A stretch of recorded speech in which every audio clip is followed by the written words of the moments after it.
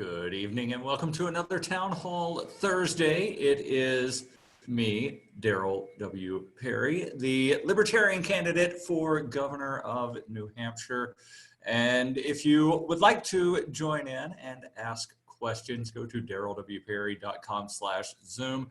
I believe, get it set up to where I'm actually live streaming on the Facebooks right now. I'm actually going to check that myself, and it does show that I have a live video on Facebook. For some reason, I'm still not able to live stream to YouTube, even though I've jumped through all of the hoops and hurdles that they have said that I am supposed to jump through to be able to live stream to YouTube. I am not joined by another candidate this week. Hopefully, I'll have another one of the Libertarians on next week, but I still want to do these every week.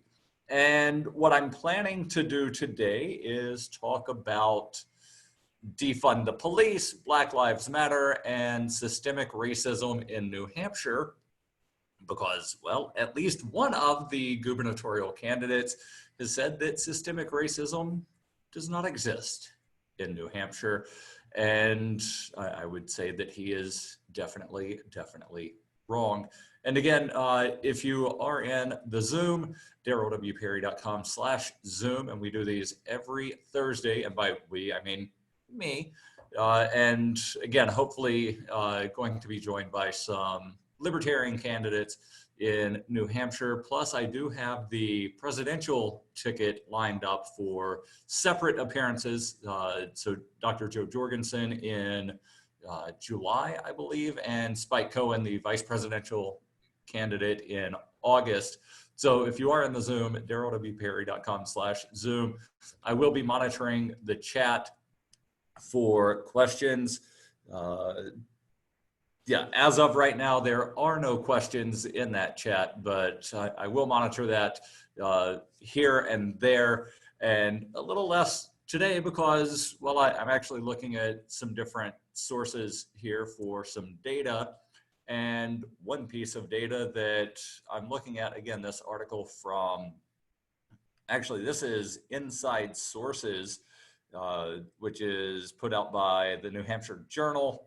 Again, headline, Sununu says no systemic racism in New Hampshire and rejects #defund the police. Now, if you've looked at my platform over at darrylwperry.com/issues, and I actually have it listed as issues, not platform, because I'm approaching this campaign differently than how I've approached other campaigns in the past. So I have three main issues: criminal justice reform, taxation, and then ballot access and voting. And yes, I realize ballot access and voting are two slightly different things, but they are intertwined into that electoral reform. But under criminal justice reform, I largely talk about the drug war in New Hampshire. But then there are, a lot of other things tied in with criminal justice reform. But if we can get rid of the drug war, then we can get rid of, to some extent, a large amount of the systemic racism that is very present in New Hampshire. And there was actually a report done by the ACLU a couple of years ago that followed up a report done by NHPR showing that minorities are much more likely in New Hampshire to get arrested or convicted of any crime. And they're also much more likely to wind up getting arrested than white people for cannabis-related offenses specifically.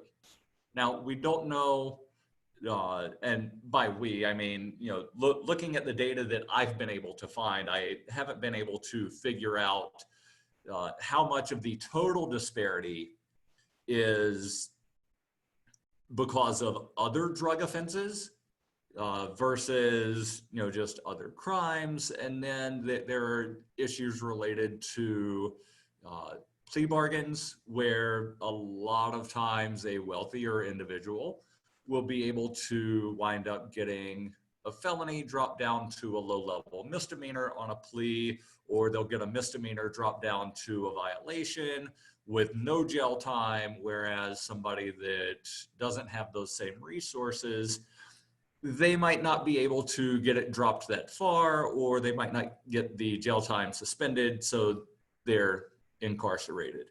Again, just real quick, from NHPR in 2016, or rather a report that they put out in 2016 showed that African Americans in New Hampshire are 2.8 times more likely to be arrested than a white person and 5.2 times more likely to be in jail than a white person. So just think about those numbers real quick. 2.8 times more likely to get arrested, but over 5 times more likely to actually wind up being in jail. So we do know that in New Hampshire, African Americans are incarcerated at a vastly different rate than they're actually arrested. And then if we look at Hispanics, which is another ethnicity that NHPR specified here, 2.5 times more likely to be in jail than a white person. And an ACLU report released earlier this year, 2020, shows that African Americans are 4.1 times more likely than whites to be arrested for cannabis-related offenses, despite numerous studies showing cannabis use to be similar across racial demographics. I will get to the question here in just a moment, but want to, again, look at some of the issues here, or actually dig into this article a little bit from Inside Source, where Sununu earlier this month, actually, while talking to the New Hampshire Journal, said that he does not back the defund the police movement endorsed by Black Lives Matter, saying, quote, "Of course not. I'm not supportive of defunding law enforcement in any way."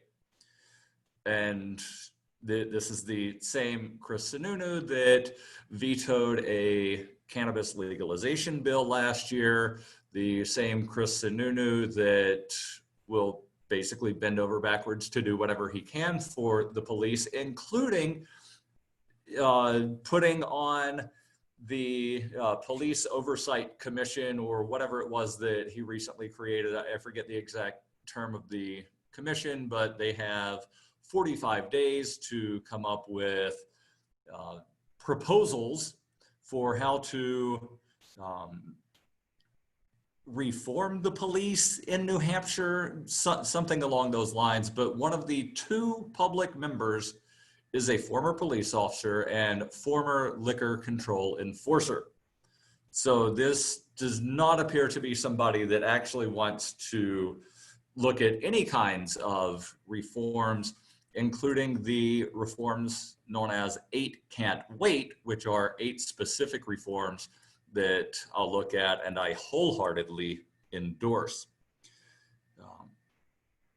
Continuing with inside sources from New Hampshire Journal, signs declaring defund the police have appeared at Granite State rallies in support of Black Lives Matter and protesting the death or murder, as Sununu calls it, of George Floyd at the hands of Minneapolis police.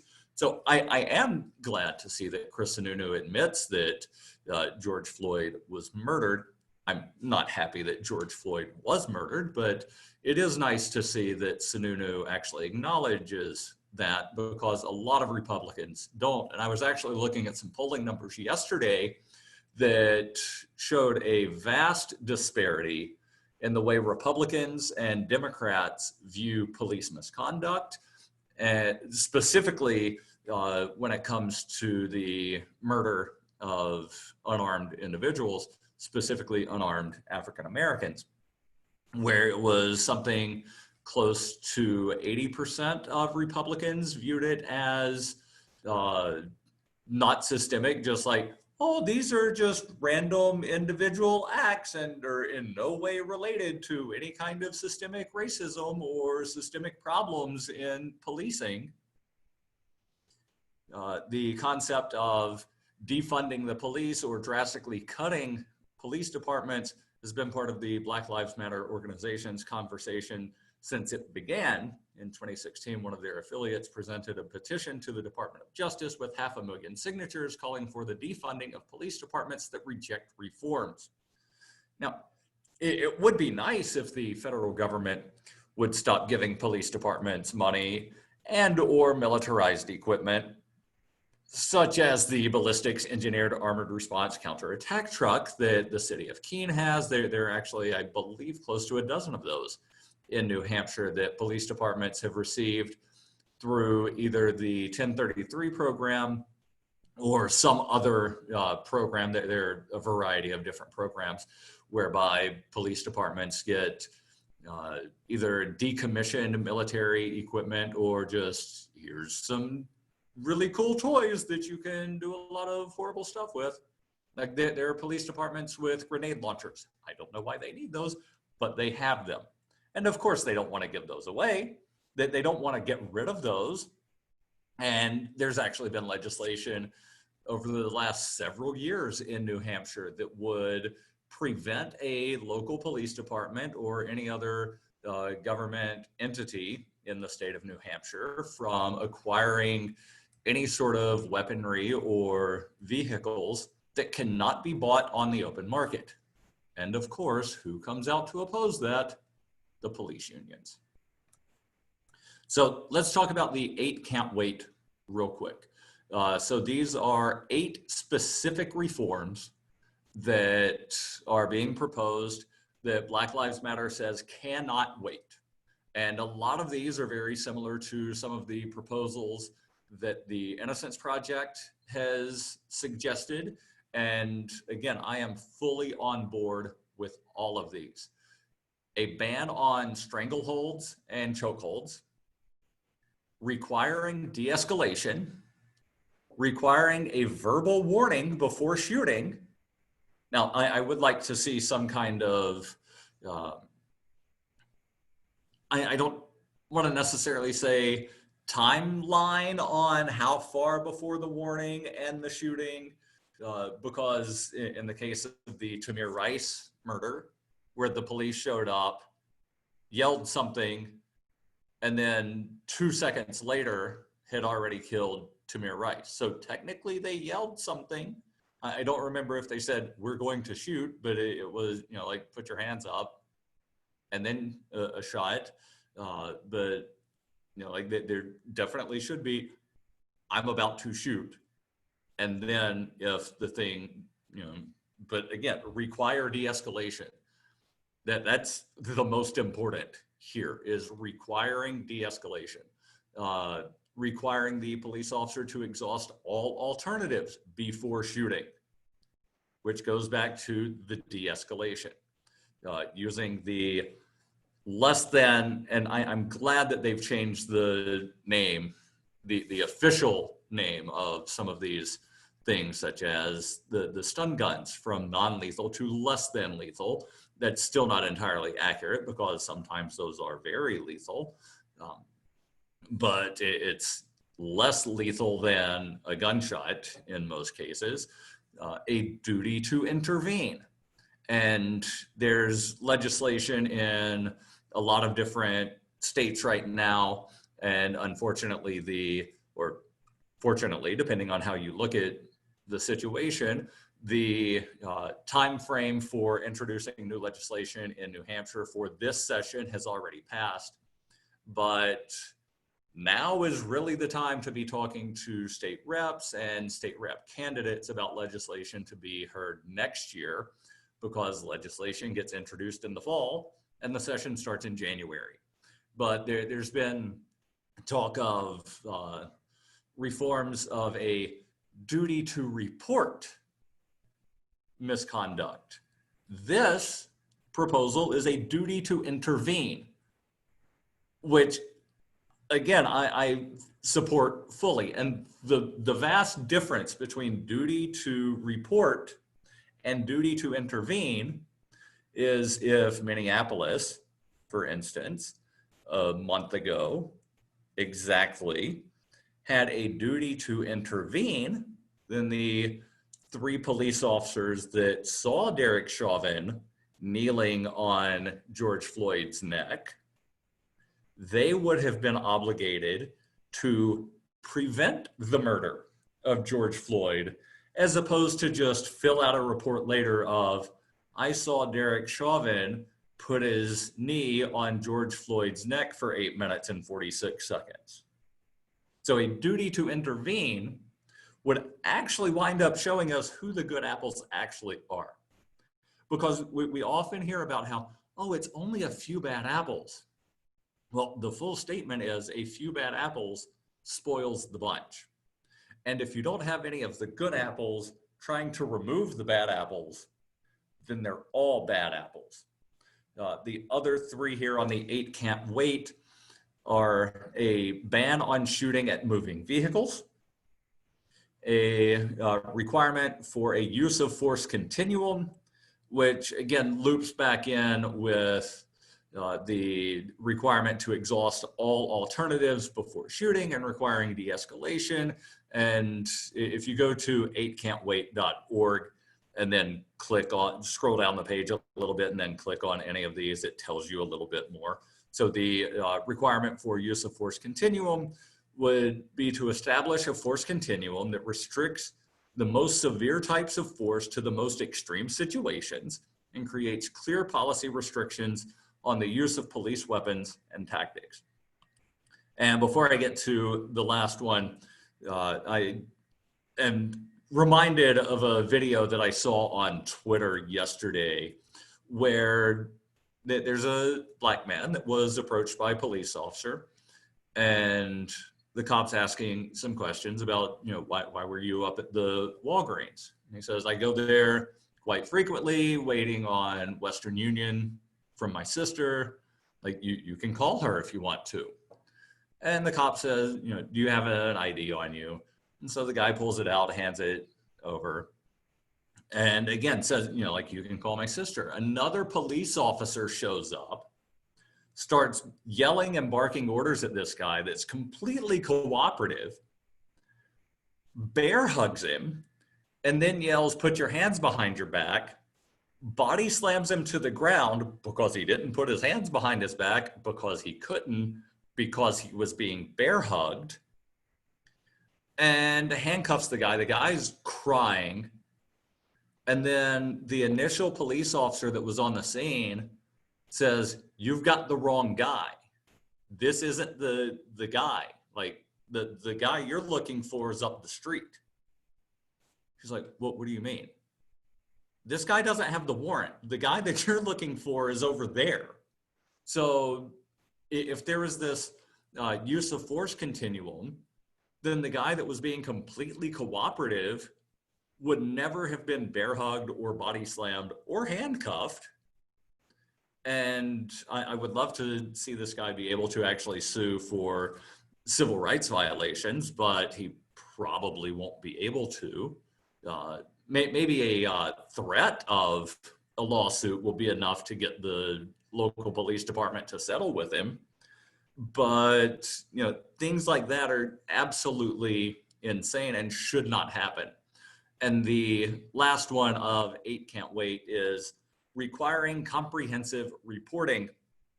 And what they mean by that is a requirement that police officers, each time they use force or threaten force against a civilian, comprehensive reporting includes requiring officers to report whenever they point a firearm at someone, in addition to other types of force. And I would go one step further in requiring that a database of all of these reports be compiled, and that said database should be freely available to anyone that wants to look at it. Freely available. Now, obviously, there needs to be some time period between when the report gets filed and when it's available for review. And during that time frame, things should go up the chain of command. So the officer that used force should have to write the report of, here's what I did, here's why I did it. Supervisor looks it over. And then if the supervisor thinks that it's not justified, then it goes higher up the chain of command. Hopefully there's some reprimand involved. And I would love to see, and this is not something that I've specifically stated on my website here, again, darrylwperry.com. I would love to see civilian oversight boards. And you might ask, why civilian oversight boards instead of oversight boards of police and prosecutors and district attorneys? Well, because police and prosecutors and former police are much more likely to say that whatever the police do was justified because, well, he was acting in good faith. Because we see that all the time, where charges are dismissed against police because the officer was acting in good faith. So let's jump over into the Zoom where I have questions. And I just want to remind you that while the scheduled time is 6 to 7 on these, some weeks I might just cut it down to half an hour. I'm going to go a minimum of 30 minutes every Thursday, with the possible exception of not having a stream on the 9th of July, because I might be in Orlando, I might not be. It really depends on what happens with the upcoming scheduled Libertarian Party National Convention, where right now I am planning to go to Orlando, but it looks like that might not happen. Not really sure what's going on there, where the LNC is currently, and LNC, I realize I'm talking a little bit of inside baseball here, specifically to libertarians, not the general public. And for that, if you're lost and confused, I do apologize. The LNC is the Libertarian National Committee, and they're currently looking at a rules change that would allow them to meet quicker, to take action on possibly canceling that convention. So question in the Zoom chat, again, darrylwperry.com/Zoom. Question: would you rather fight 100 duck-sized horses or one horse-sized duck, and why? This is one of those questions that I've actually thought about quite a lot, because it's one that you see quite a lot in various different forms. And I guess it depends on what size horse we're talking about. Are we talking about a miniature horse? Are we talking about a pony? Are we talking about a Clydesdale, a Siberian horse? Like they're various sizes of horses, some of them much stronger than others. And I guess it doesn't really matter what kind of duck. I'm just glad you didn't ask about geese, because those things are just absolutely mean and angry all the time. And yes, I realize I'm overthinking it. Thank you, Jackie, for that. But that's what I do, is I overthink all of these hypotheticals. And you really kind of have to overthink the hypothetical to get down to, like the underlying morals and ethics of it. And I am guessing not too many people have ever thought that fighting ducks and horses was a moral or ethical question. Go ahead, post the other question. I'll get to it in just a minute. I don't think I would want to fight the horse-sized duck, because I could see that turning into like the Family Guy chicken fight, where Peter Griffin is fighting the 6-foot-tall chicken. The 100 duck-sized horses, I could probably kick a lot of them away And then you get into, like how many fifth graders can you fight?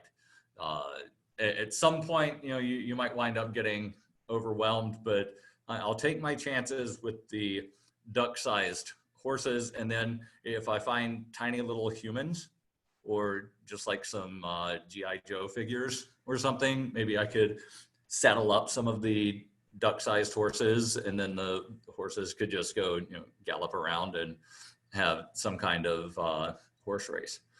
Next question. What type of ice cream will you pick up on the way home? Well, I'm actually only a block and a half away from the Ben & Jerry's ice cream store. So I might just go over there, and if you send me a Telegram message with what kind of ice cream you want me to pick up, I'll do that. Strawberry cheesecake, excellent. Always a good choice. And then I can pick up one of the flavors that I remember seeing on the Ben & Jerry's website that I'll pick out for myself. So again, I do live stream these on Facebook, and hopefully next week I'll figure out what's going on with the YouTubes, and hopefully I'll be streaming there. Nevertheless, this will be posted to YouTube, and I believe I have set up a short link to help you find the YouTube of darrylwperry.com/YouTube. Because I don't yet have the 1,000 subscribers or whatever the thing is to be able to get the custom URL on YouTube. So just darrylwperry.com/YouTube. And if you would like to donate to the campaign, darrylwperry.com/donate. And you might be asking yourself, well, why should I donate to a Libertarian gubernatorial campaign? Like, isn't the presidential campaign more important? And on some level, yes. On other levels, no. And specifically in New Hampshire, as it regards to ballot access, no. The gubernatorial campaign is much more important because the gubernatorial campaign is one of two races that affects ballot access. The other being U.S. Senate, where either myself or Justin O'Donnell need to get 4% in the election coming up in November for the Libertarians to have guaranteed ballot access in 2022. And then we have to get 4% again. And then in 2 more years, we have to get 4% again. Because, well, New Hampshire has some pretty bad ballot access. For the supposed live free or die state, and for all of the supposed liberty Republicans that are here, ballot access is one of the things that is not being addressed by the free staters that are in the legislature because, well, they want to support the two-party system. And it saddens me. It saddens me a lot that there's issues that are just sort of like hands off from the Liberty Republicans because, well, they're Republicans before they're Libertarians. And by Libertarian, I'm using small l, which I believe they would do themselves because I think there's only one current state rep that is an active dues-paying member to the Libertarian Party. But again, he's elected as a Republican. So again, darrylwperry.com/donate. And for just over 1 more week, I have the Remember Independence or Remember Freedom. I forget what the actual title is of the fund drive that I have going on until July 4th. Any donation of $50 or more, you get a free t-shirt. Normally, I'm selling the t-shirts for $25 a piece. I might actually wind up just dropping the price of those after July 4th, just because, well, all of the events have been canceled that I was planning to attend, and I've got a lot of t-shirts, and I don't need them, just taking up room in storage. So unless I decide to run for governor in 2022, and I really don't want to do that, but if unless I decide to do that, These t-shirts are basically just going to be some kind of collector item in a couple of months. So get your collector item now, I guess, is basically what I'm saying. DarrylWperry.com/donate. I'll be back next Thursday, again, 6 o'clock Eastern, going at least 30 minutes up to 1 hour. And I will have my banner hanging behind me next week. I got an assembly kit that allows me to easily hang that up, but the little carrying bag that it came with, for some reason, smells like fish. And I want to wash that so that I'm not carrying around a fish smelling thing while I'm coming to the co-working space to do these. So again, DarrylWperry.com, DarrylWperry.com/Zoom for finding the Zoom meetings, DarrylWperry.com/YouTube for finding these on YouTube. Thank you all. Have a good night. And Jackie says the kitties are running around being super cute. Tell them Daddy will be home soon. Have a good night.